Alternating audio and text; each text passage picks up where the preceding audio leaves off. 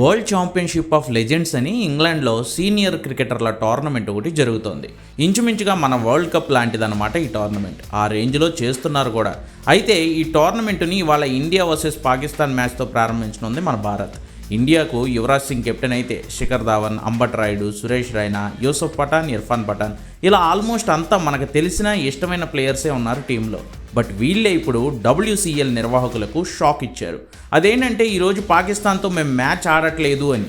ఇప్పటివరకైతే Shikhar Dhawan, Harbhajan Singh, Pathan brothers పాకిస్తాన్తో మ్యాచ్కి మేము అందుబాటులో ఉండమని సమాచారం ఇచ్చారు. ధవన్ అయితే ఈ లీగ్ స్టార్ట్ కాకముందే మే 11నే తను పాకిస్తాన్తో మ్యాచ్ ఉంటే అది ఆడను అని తన నిర్ణయం చెప్పానని మెయిల్ స్క్రీన్ షాట్ కూడా సోషల్ మీడియాలో పెట్టాడు.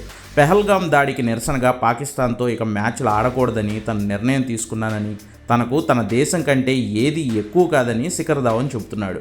బజ్జీ, పఠాన్ బ్రదర్స్ మరి ముందే చెప్పారో లేదో తెలియదు.